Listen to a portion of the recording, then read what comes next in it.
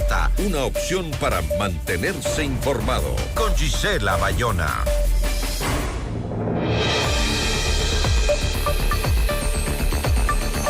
La eliminación del subsidio al diésel, vigente durante más de 5 décadas en el Ecuador, marca un punto de quiebre en la política económica del país, mientras el gobierno de Daniel Noboa lo defiende como una decisión necesaria para reducir el déficit fiscal y frenar abusos en contrabando y minería ilegal. Distintos sectores alertan sobre sus impactos en el costo de vida, la inflación y la gobernabilidad.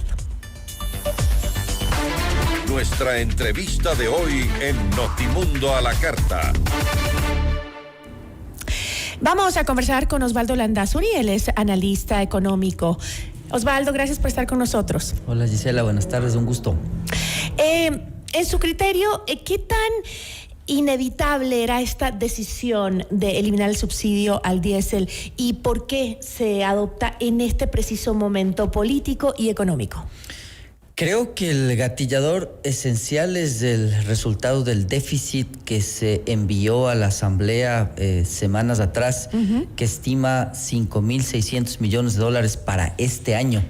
Entonces, en realidad, yo no encuentro un déficit tan elevado desde la pandemia. Y realmente se ve un asunto insostenible.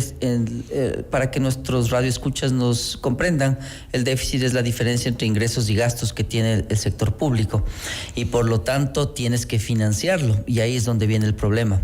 El problema es que el Fondo Monetario además te estableció una ruta de acción que fue bien clara, es decir, te da la mano para tomarse la foto y te dice que has hecho bien el trabajo, pero el fondo reconoce 3 temas que debías resolverlo. Uno era los subsidios, el segundo es una reforma tributaria y el tercero lo que ellos llaman un ajuste de la economía en alrededor de 6 puntos hasta el 2028. ¿Cómo se ajusta la economía? Para que también se entienda, tú la ajustas o subiendo los ingresos o bajando los gastos. Entonces, si te fijas, Gisela, hay un escenario que es bien desafiante para el país. Y en esa línea los subsidios no es más sostenible, es decir, no hay espacio. Lo que quizás es cuestionable desde mi óptica es que la plata te sigue sin alcanzar. Subiste el IVA, tampoco te alcanzó, luego hiciste impuestos a las mineras, luego impuesto a las utilidades retenidas, y la lista es casi indefinida, es decir, solo impuestos y solo retiras plata del sector privado. Pero tampoco la eliminación del subsidio al diésel va a eliminar ese déficit, porque es demasiado grande. A eso quería llegar. A que si tú comienzas a hacer cifras, ya te das cuenta que ese problema del diésel era 1.200 millones todo este año. Si le quitas las compensaciones que van a dar, que es alrededor de 400 millones, y le veo que van subiendo cada vez que se reúnen, digamos que sean 450 millones, te quedarás con un ahorro, si cabe la expresión, de 750 millones. Esos 750 millones en un año normal es 3 semanas de pago de la burocracia. Seguimos casi con 5 millones de déficit. Entonces, 5.000 millones. 5.000. Entonces, ahí es la dimensión del problema. Entonces, creo que ahí se entiende más la postura mía durante todos los años de la vida pública, en la que yo he dicho, si tú no ajustas los 2 lados de la ecuación de la economía de un país, no tiene salida. Entonces, ¿cuáles son los 2 lados? El público y el privado. Entonces, levantaste el IVA y te quedaste sin luz, pagaste estiajes, incluso pagaste corrupción de esos estiajes, acordémonos los generadores, corrupción en hospitales, medicinas, empresas públicas con contratos laborales que son realmente absurdos, que pagan un montón de beneficios, es decir, es una fiesta que no para. Y en esa línea, lo que tienes ahora es un problema de tal magnitud que sigues eliminando cosas y te quedas corto.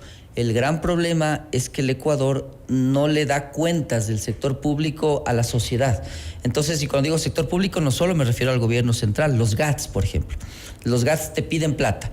Y cuando tú ves la estructura de gastos de los GATS, publicidad, fiestas, autos, se chocan en los autos blindados, no pasa nada. Y entonces, ahí la respuesta o la pregunta, más bien a aquella propuesta del gobierno es, bueno, ¿a dónde va tanta plata? Es decir, dígame usted, ¿Cuál es el límite de esto? Porque si tú le restas los 700 millones de un año normal, sigues con un problema de déficit bien importante. O sea, la idea más bien sería hacer un gasto eficiente o controlar un gasto eficiente de los diferentes rubros que existen, entre esos los gobiernos locales. De todos. Y en realidad yo creo que son algunos temas bien importantes, ¿no? Preguntarle a la población si es que está de acuerdo, por ejemplo, con que los GATS destinen el 85% de sus ingresos a inversión física y tangible y solo el 15% como un máximo tope para sueldos y salarios. Sería una pregunta bien relevante. ¿Y cuánto quieren en fiestas y cuánto quieren en obras? Exacto. Porque Es que ese es el problema, que no sabes, no tienes ni idea. Entonces tú no sabes, por ejemplo, cuál es la nómina del gobierno provincial de Pichincha. No es cierto, ni idea. Pero lo cierto es que la plata que tienes ahí es millones de dólares. Lo mismo el municipio de Quito, lo mismo en el resto de GATS. Alcaldías, gobernaciones, prefecturas, ¿no habrá cómo eliminar algo de ahí?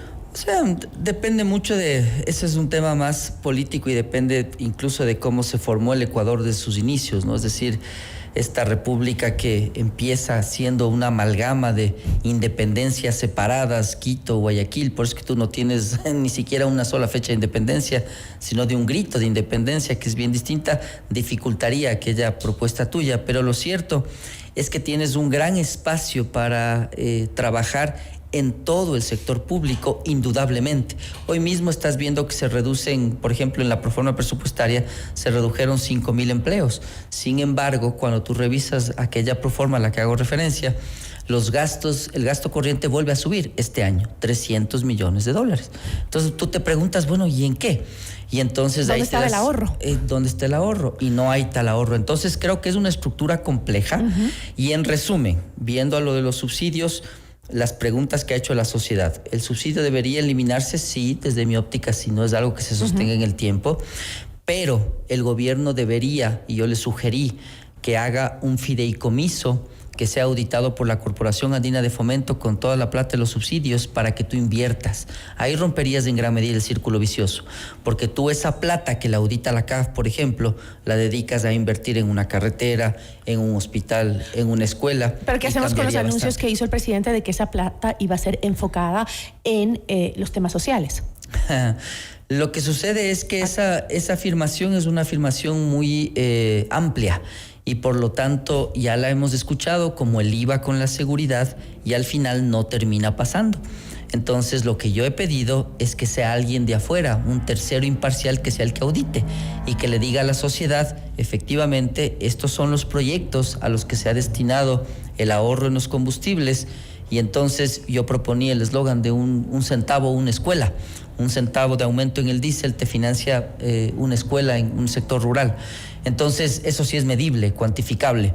Lo que sucede es que aquí esa plata entra a un saco roto en el que terminas pagando atrasos, sueldos, deuda, intereses de deuda, capital de deuda y además publicidad, viajes, viáticos, y te das cuenta que al final termina siendo una ecuación que no termina de ajustarse. Y ojo, además de todo esto, también por lo menos los transportistas han advertido que habrá un traslado del costo a el consumidor final. Es decir, también no solo la economía del Estado, sino la economía del ciudadano de a pie. Sí. Es que, a ver, lo otro que yo iba a mencionar dentro de las inquietudes, he respondido que si es que estoy de acuerdo con la eliminación, sí. Siempre y cuando exista la contrapartida de inversión con esos recursos, esa es mi posición. Segundo punto, habrás escuchado, los precios no deben subir, dice el gobierno. No, eso es falso, pues. ¿Qué tan fuerte será el impacto entonces de la inflación y en sí la canasta básica? La inflación por concepto económico es el aumento sostenido del nivel de precios durante un periodo determinado de tiempo. Yo no creo que sea la palabra correcta. Lo que va a haber es un ajuste de precios puntual. Ese ajuste de precios va a depender de algunos factores. Es decir, estamos viendo que en las cámaras que, por ejemplo, los productos que son más livianos y más baratos van a tener una afectación porcentual que podría ser más significativa. Por ejemplo, te resulta que tal vez 1 kilogramo termina afectado 5 centavos, pero en su transporte, me refiero, en el costo. pero si es que es un kilogramo de tomate o de cebollas, capaz que los 5 centavos sí le pesa al ciudadano que está comprando porque la variación porcentual es significativa. Tal vez eso en productos más grandes, más pesados, de más valor, sea menos significativa en términos porcentuales. Pero que hay un ajuste, claro que hay un ajuste. Es decir, la economía va a ir a una nueva situación en donde transparentaste el valor de un insumo que es muy utilizado en el país para transporte de productos y de materiales. Compararle con la gasolina, que he visto que han hecho otros analistas, me parece que es otro error, porque el Ecuador en gran medida en carga se mueve con diésel, no con gasolina. Entonces el impacto va a ser más grande esta vez. Y justamente en ese ámbito, ¿cómo afectará a esos sectores clave como el agro, la manufactura y la logística en sí, que dependen directamente de eso, del diésel? A ver, hay una afectación. Lo que sucede es que tú estás mezclando varias ineficiencias. Por ejemplo, te dicen muchos de los transportistas, garantíceme la seguridad, por ejemplo. Y entonces el punto va a que efectivamente tienes una afectación, dependes mucho de la logística, pero el Ecuador, lamentablemente, por este subsidio, no ha evolucionado a cadenas logísticas más eficientes. Entonces, ahora el desafío es que se abra las reglas, las normas, las leyes, para que las empresas y las cadenas logísticas encuentren otras formas de poder recibir este servicio y que no sea la tradicional en que el transportista te cobra un valor determinado. Por ejemplo, se han presentado proyectos de renting, se han presentado proyectos de vehículos eléctricos, se han presentado algunas cosas desde el lado automotriz diciéndole al gobierno: esto es lo que hace falta si usted quiere hacer más eficiente la cadena logística. Pero adivina quién se opone. Se oponen las cooperativas de camionetas, de volquetas, de buses, de todos. Entonces, muy probablemente el siguiente desafío es ese. O sea, cambiar el modelo de movilidad. Sí. Sería. Y el modelo de cadena logística. Es decir, ya no es la misma. Pero también difícil, porque ¿a dónde lo cambias? O sea, ¿lo cambias a qué? A diferentes formas. Autos a electricidad, buses a electricidad, cuando tenemos problemas energéticos en el país también, por el tema de la capacidad de generación eléctrica, ¿o a qué? Estamos muy incipientes tal vez en el gas natural, que dicen que también es otra alternativa. No tanto me refiero a eso, me refiero más a las figuras en las que tú, como empresario, logras transportar tus productos. Por ejemplo, si es que tú tienes apertura para poder hacer renting de camiones, vas a bajar tus costos. Hoy no lo puedes hacer porque la ley te lo prohíbe. Claro. Entonces, a eso me refería antes de ir a una transición mucho más compleja en la que puedas hablar de electricidad, de gas natural, etcétera. Lo primero sería que la ley se ajuste a esta nueva realidad. Claro. Tienes chance de hacer renting, tienes posibilidades de trabajar con cuenta propia, pero todas esas figuras, si tú vas a la ANT, que ojalá nunca tengas que hacerlo porque es un desafío enorme, te vas a dar cuenta con todas las trabas que tienes. Te dicen: no, eso no hay cómo hacer porque es a cuenta propia. No, esto porque es renting. No, esto está prohibido por la ley. Eso es a lo que yo me refiero. Es decir, tienes que abrir el mercado para que las empresas Eso sería si no improvisáramos, si tuviéramos una forma de hacer las cosas con un proyecto previo para lanzarte a una eliminación del subsidio como la que tenemos ahora, ¿no? Pero y es que el problema es que al final no terminas con un plan de nada en el país, ¿no? O sea, Noboa va apagando incendios un rato a otro, y al final tú no tienes ni plan económico, no tienes plan productivo, no tienes plan de desarrollo, no tienes modelo de desarrollo, mucho menos. Entonces, efectivamente, parte del modelo de desarrollo es entender las cadenas logísticas y de abastecimiento como un asunto esencial. Bueno, tengo que cerrar, pero quería plantear nada más una pregunta más sobre el precio en el que quedaría el galón de combustible de diésel, ¿no? Estaría en 2.80. 2.80 el galón. Hasta diciembre. Hasta diciembre de 2025. Luego, con este esquema de bandas. Estabilización de bandas, ¿cómo debería funcionar justamente este mecanismo para garantizar por lo menos una cierta estabilidad y evitar abusos? Debe funcionar en la medida en la que, si el precio internacional de referencia, que es el WTI, sube, tú puedes subir máximo el 5% en el valor del galón de diésel. Y si es que baja el WTI, máximo puedes bajar 10%. Lo otro que hay que recordar es que las ayudas que el gobierno está ofreciendo son temporales. Por lo tanto, en 8 meses o en un año vas a enfrentarte con la situación de que los pasajes efectivamente van a tener que ajustarse o alguien tiene que asumir esa diferencia y el gobierno le está pasando la pelota a los gobiernos autónomos. Y los municipios nos pasarán la pelota a los ciudadanos comunes. O sea, a los ciudadanos que usan el transporte público. Ese es el punto. Y el punto mío también es de entender bien la secuencia de eventos para no especular. Es decir, el precio va a estar fijo hasta diciembre, luego se mueve en una banda. La ayuda dura 8 meses, luego habrá que hablar de los pasajes.